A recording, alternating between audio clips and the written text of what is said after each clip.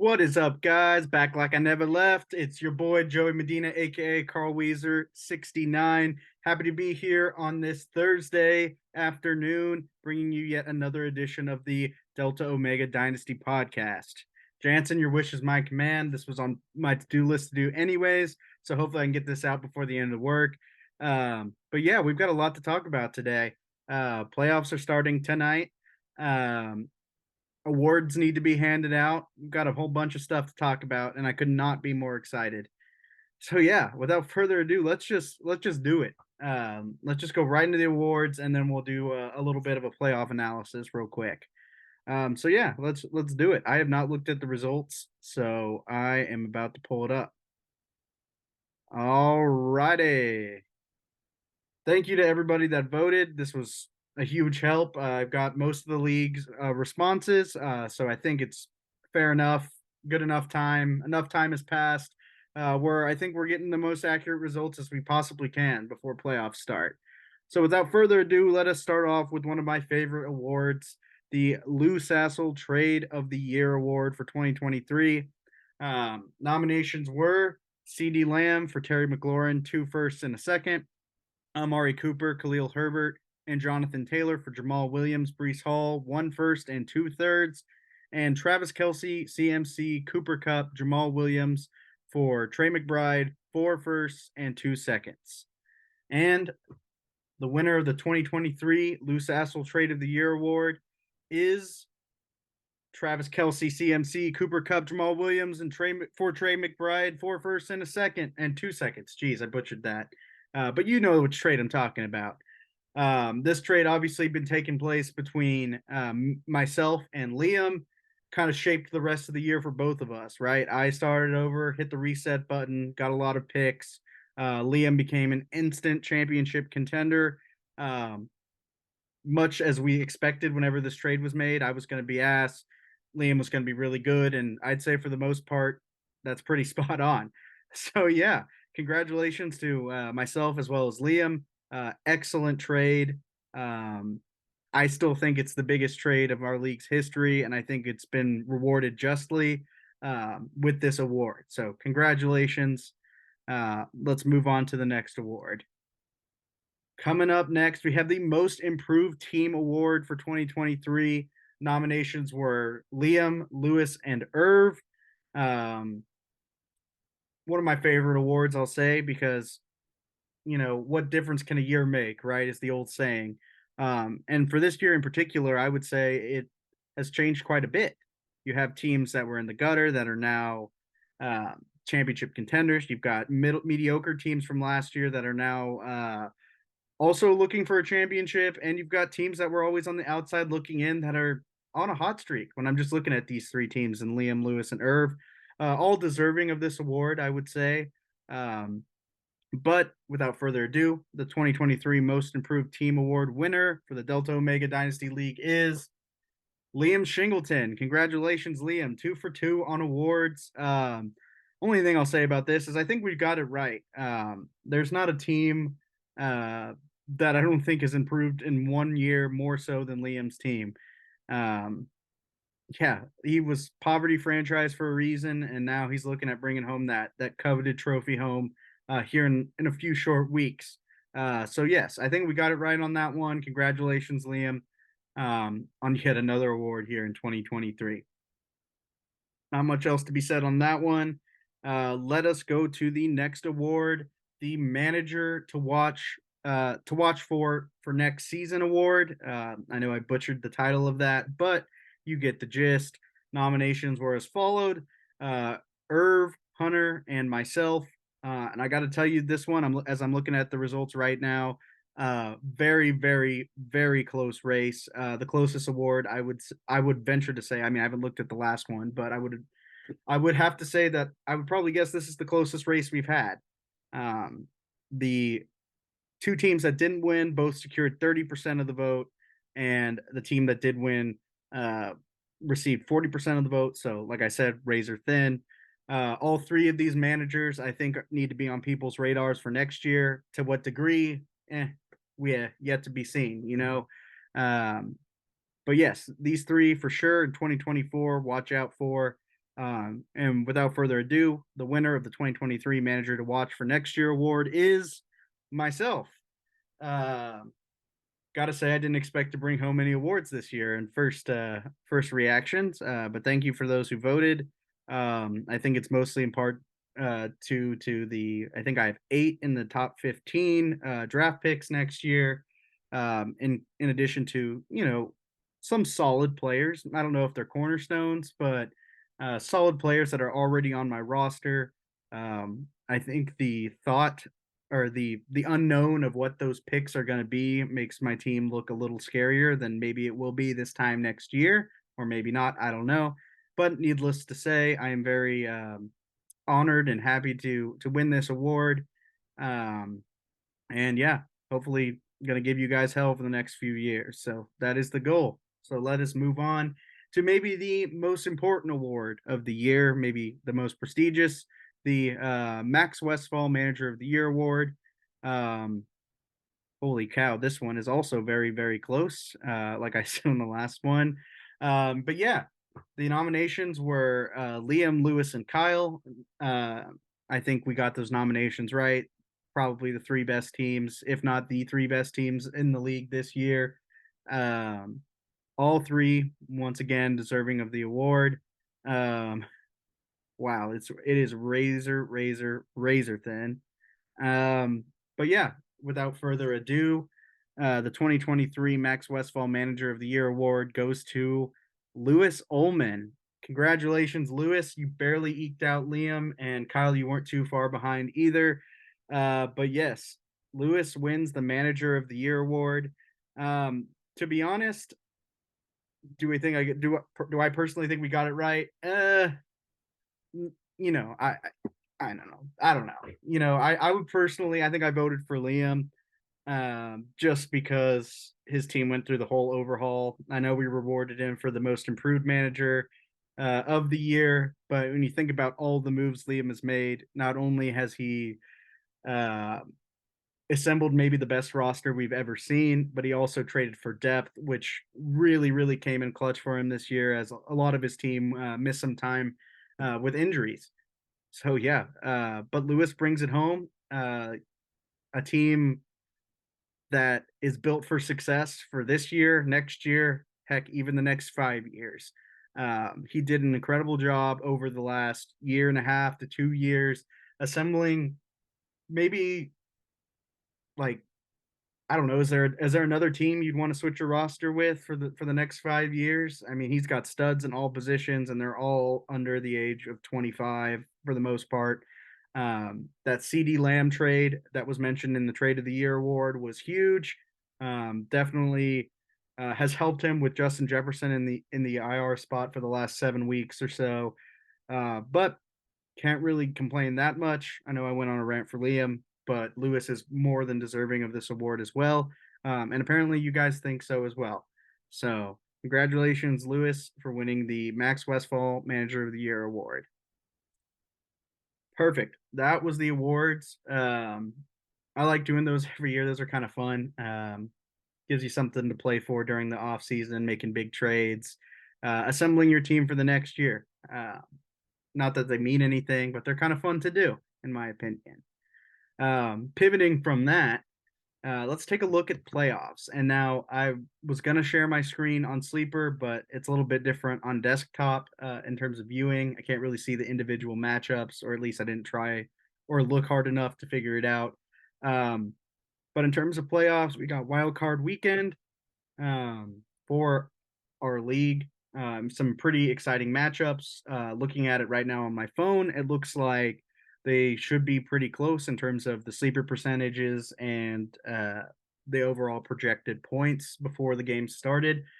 So yeah, let's dive into the matchups, and I'll kind of just go through, my initial thoughts, and then I'm going to take a deep look, or not a deep look. I'm just going to look and give you my instant reaction and what I think is going to happen, and then maybe for the other team, thinking about what needs to happen for them to pull up the upset. So yeah, I'm just going to kind of make this up on the fly. Hopefully, it's not all over the place, but yeah, let's just do it. So starting off with the first wild card matchup, we are in the apartment conference. I keep saying complex. Apartment conference wild card matchup between Lewis and Riley. As of right now, Lewis is projected 6 point favorite here, a 54% if we're going by percentages to win over Riley. Instant reaction before I look at the matchup and the head to heads. Um, you know, initially I'm thinking like I'm gonna roll with Lewis here. Not that Riley's team is not as good or bad or anything. It's incredible. Don't get me wrong, but uh, if there is the one team in the playoffs that I think is the easiest matchup objectively, and I'm splitting hairs here because we have some really good teams in our league this year. I would say it might be Riley. Riley might be the most favorable first round matchup out of the four teams that are playing this week. Um, but as we look at it, we've got the quarterback battle of Trevor Lawrence against Dak Prescott, Dak playing against Buffalo, Trevor Lawrence playing against Baltimore. So not great matchups on either side. Trevor Lawrence is quarterback 11, Dak Prescott is quarterback 3. Um, just off the cusp there, kind of makes you want to lean Dak. Then you factor in Trevor Lawrence has been a little banged up through 3 picks last week. What are we going to get from him? Um, I will say last year against Baltimore, he lit it up down the stretch about this time last year. So he could definitely have a big game. Dak has just been on an absolute heater, an MVP candidate for sure. Just based on position value, I think I've got to lean Dak here. And as much as that kills me to say it, because you guys know how much of a T-Law fan I am, there's just kind of a lot of questions right now. They're going up against one of the best defenses in Baltimore. Um, I'm not exactly sure about the receiver health. I think Kirk is out for sure. Um, not like Ridley and Zay Jones and Evan Ingram can't pick up the slack, but it's definitely not as good as it could have been had they been at full strength. Dak, on the other hand, at Buffalo, we'll see. They've been on a heater. Is this the time where Dak cools off? Does he have a mediocre game? That's up to you, up to my opinion. I don't know, but it's kind of hard to get off of him right now based on what he's playing for, which is an MVP. And I think we all can agree that MVP award is up for grabs. Could be anybody. And I think if Dak continues to go around, we might not have any choice but to crown him. So yeah, I'm gonna go with Dak and I give Lewis the quarterback edge here by at least 3-4 points. I would say. I mean that means nothing, but that's I'm just trying to estimate it. Moving on to the running back battle, and if for flexes and stuff, we'll just do a flex battle. So if there's a third running back in the flex, we'll just save it for flex. But in terms of starting running backs right now, we've got Saquon Barkley and Tony Pollard against Breece Hall and Travis Etienne. An interesting battle here. I think this is maybe where, um, especially and wide receiver too. Now that I think about it, I think this is where this game can be won or lost based on those two positions. I mean, obviously, like like they're two of the most important um, positions in a fantasy lineup, but these are really, really razor thin here. Saquon against New Orleans, Tony Pollard against Buffalo, Etienne against Baltimore, and Breece Hall against Miami. Um, matchups are not, there's nothing that I'm saying like, oh, this is a clear advantage. There might be some easier matchups in the case of Tony Pollard and maybe Saquon than Baltimore and Miami for Lewis's running backs. But at the end of the day, it's not making too much of a difference for me right now based on who's got the matchup advantage. In terms of players I like, I think this is tough, but I think I'm going to lean towards Riley here. I think Saquon coming off a 2 touchdown game. Uh, I think that he could find his way into the end zone easily this week. Same with Pollard, who has the easiest matchup out of the four. Now I don't know the rankings off the top of my head, but it is green. It's the only running back in this matchup that has a green matchup. So yeah, I think I've got to lean uh, Riley on this one, but not by much. So if Lewis was going to outscore him, like that wouldn't have surprised me at all. But I kind of like Saquon and Tony Pollard this week over ETN and Brees Hall. Um, just looking at it and kind of just thinking about it on the fly. I think I'm going to rock with them. Um, moving on to wide receivers, and this is an insanely exciting battle here. Sorry, I almost said Saquon Diggs, Stephon Diggs, and AJ Brown against CD Lamb and Justin Jefferson. Now, is Justin Jefferson full go? Obviously, if he's playing, you got to start him if you're Lou, especially in playoffs. So that's a no brainer there. Um, Diggs against Dallas, Brown against Seattle, CD against Buffalo, and Jefferson against Cincinnati. Wow, this one is tough to predict. I'm not gonna lie. I think, if I'm just gonna pick one instead of just going back and forth in my mind, I think I'm gonna go with Jefferson and Lamb. If Jefferson's playing and he plays a whole game and he can get at least 8 targets, I think especially with the way CD's playing, I think you got to go with Lewis here, right? Um, I know it's not a fun feeling to pick against Stephon Diggs and AJ Brown, believe me. But the way CD's been playing, let me check at this real quick. Wide receiver two, the last, oh my gosh, I don't even know. I think the last 8 weeks he's had one finish outside of the top 20, and that was wide receiver 20 in week 11. Dude, just like Dak, has been an absolute heater. I don't expect that to stop anytime soon. Now, if the Cowboys throw up a dud against Buffalo, then Lewis can be in some pretty big trouble there. But going with the information that I have and what I've seen over the last few weeks, there's nothing that is preventing me from thinking that they can't have another big game like they have been like the last 8 weeks or so. So I'm gonna go with Lewis here on wide receivers, a slight edge, maybe 2 3 points, because I do expect AJ Brown to eat on Monday night and Stephon Diggs to have, I don't know, a 13 15 point game. Sounds about right. But yeah, moving on to the tight end. We've got George Kittle against Evan Ingram, Kittle against Arizona, Ingram against Baltimore. Toss up here. Like I said, I think Kirk's out. I think Ingram could get an uptick in production this week. Kittle is Kittle. He's hot or cold. He's either 22 points or he's going to get you 2 points. Which one are we going to get?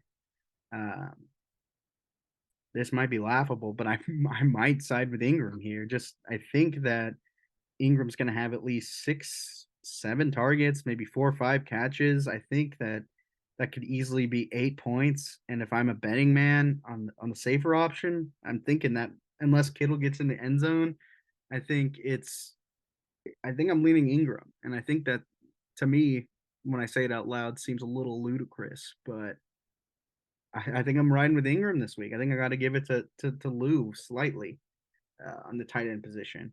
Um, moving on to flex, we have got um, Javonte Williams against Zay Jones. Oh, well, there he is. Zay Jones is questionable on here, limited in practice. Last time he was updated. Javonte against Zay Jones, kind of like picking against a bruised apple and a stepped on a stepped on orange. Like, which one am I going to pick? Um, Williams against Detroit, Jones against Baltimore. A lot of Jags in this matchup. It looks like. It just comes down to what I think. What do I think is going to happen? I think both of those games are going to be close. Does Javonte get in the end zone? Does Zay Jones get in the end zone? I think that's what it comes down to. Like, which one of these guys scores? And I think that'll be the edge.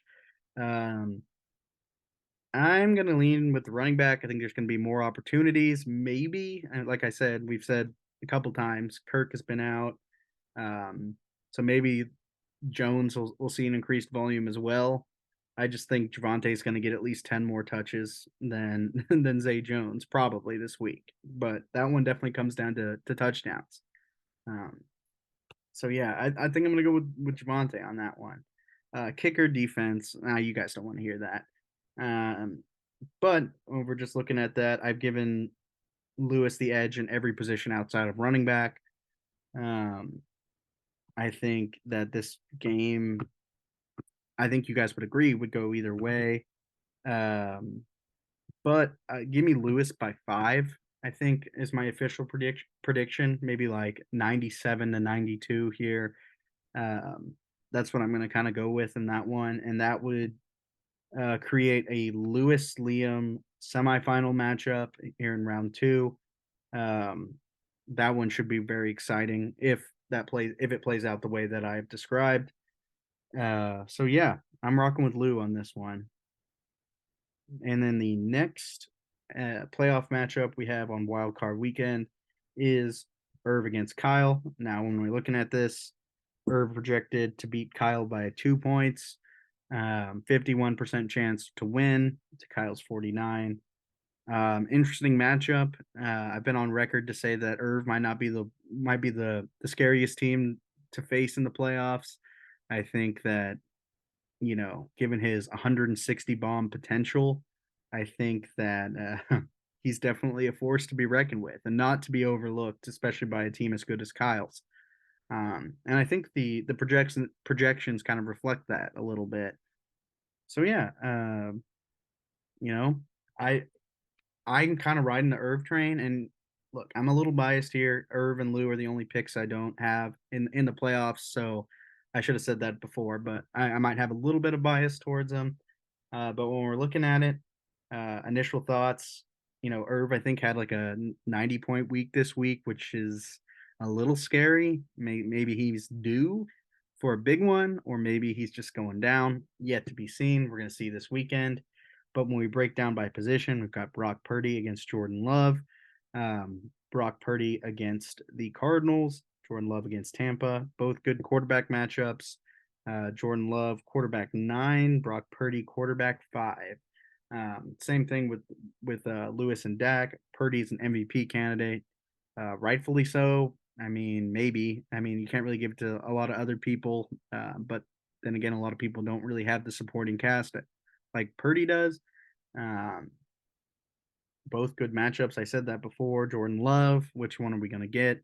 Are we going to get the 330-yard passing and 2 touchdown Jordan Love, or are we going to get the, a buck 60 and a touchdown and a pick Jordan Love? And I think that's where this matchup is going to come down to in the quarterback for the quarterbacks. You know, is Purdy if Purdy throws for 2 touchdowns, I think for sure you got to give it to Irv. I think he's just going to outpoint Jordan Love this week, and I think that's where I'm kind of leaning towards with Irv here. I think I'm going to give him the edge there with Brock Purdy over Jordan Love, and I think maybe a lot of you guys would too. Um, Running back battle: Joe Mixon and Alvin Kamara against DeAndre Swift and Isaiah Pacheco. Mixon against Minnesota, Kamara against the Giants, Swift against Seattle, and Pacheco against the Patriots. First glance, obviously Irv's got the name value on his side. Try not to let that cloud my judgment. Mixon is RB6, Kamara is RB14, Swift is RB20, Pacheco is RB12.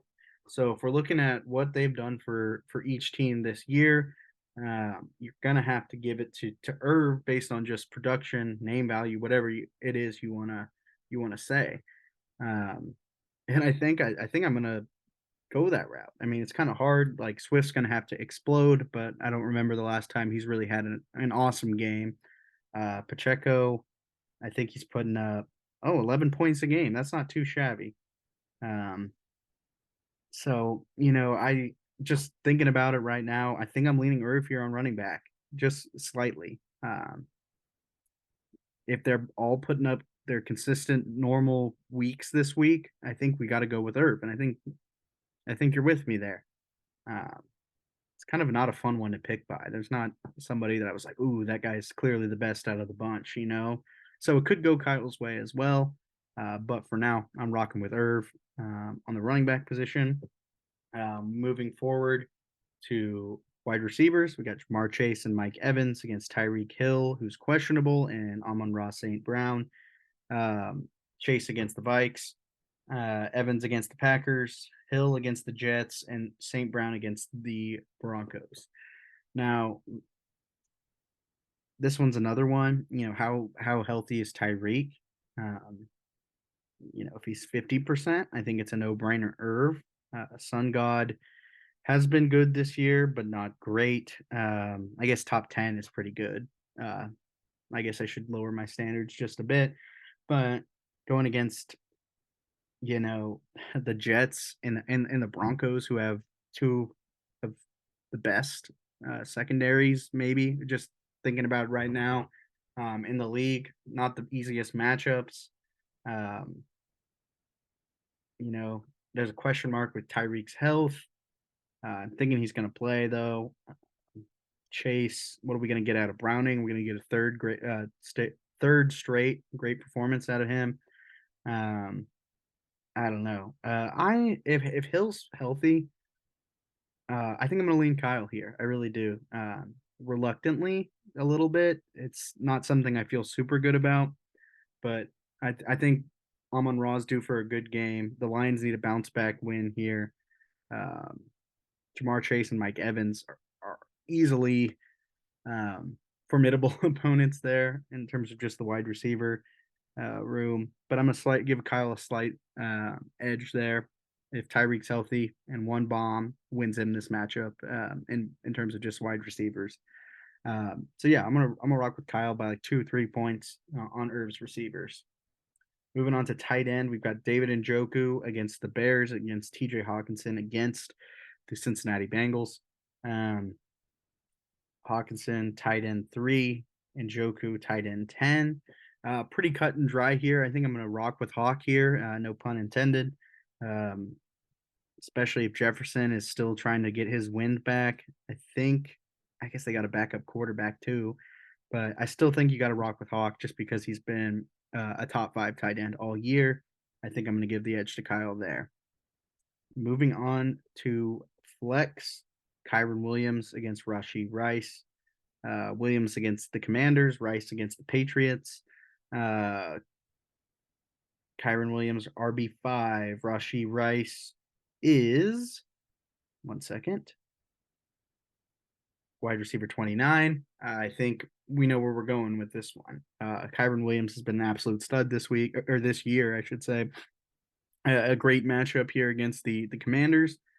Um, I'm gonna just lean with Kyron. I think he's gonna get him, 15 touches, maybe a touchdown, and I think that is pretty much all Rashee Rice could do, unless he gets in the end zone multiple times. I think the best case is like, 60, 70 yards and a touchdown. For Rice, Kyron can get up to easily 15 to 20, just with one touchdown, and all the volume that he's going to get. So I'm going to lean Irv that way. And if you're keeping score at home, I gave Irv the running back, the quarterback, and the flex. 3 to 2 must mean that I'm leaning towards Irv, and maybe a biased opinion, but I think that matchup for matchup as I'm going through, I think that just only reaffirms my belief that I think Irv can pull off the upset here, and win by 8 to 10 points. I don't feel good about saying that, obviously, because Kyle's been an incredible team this year, 11-3 for a reason, in the playoffs for a reason. Just a very tough matchup. Irv has been surging. It's just I can't quit Irv right now. I think he's going to get it done.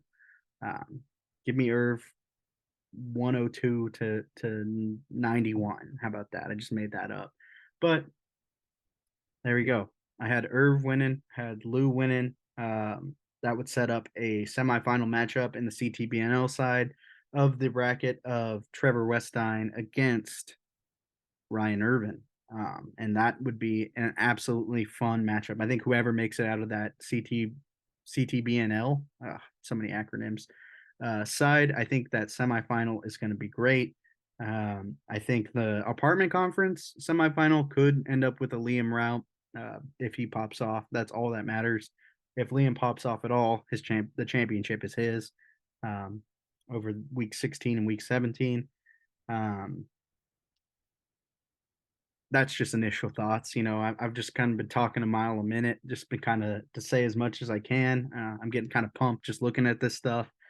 Um, so yeah, um, I don't know who you guys think is going to win it all. But for me in my bracket, I've got Liam against Lewis and Trevor against Irv. I think Liam will probably beat Lewis in the semis, and then I'm gonna rock with Irv getting upset over Trevor. Seems like every year there's one bye team that doesn't win after the bye. So I think Trevor might lose if I had to put my money on one of the two teams that got the bye losing. So Liam against Irv in the championship, and for my bracket, I should say, and in my championship, I think that would only come down to which team pops off. As Liam has a pedestrian week, I think there's a door. The door is open for Irv to slide in and get a backdoor championship that nobody saw coming, which would be really exciting. If not, I kind of think it's Liam's to lose. Just looking at it, kind of hard not to pick that way. He's got top five guys in all the positions, but should be a very interesting next couple weeks. Um, Happy to be back here talking about the league with you guys. It's been really fun. Let me try to get this out here before the workday is over. Yeah, enjoy the games this weekend. Should be a good time. Very excited. Until next time, guys. Thanks for watching. Congrats on the awards. Good luck in playoffs, everyone. We'll see you a little bit later. Peace out, dudes.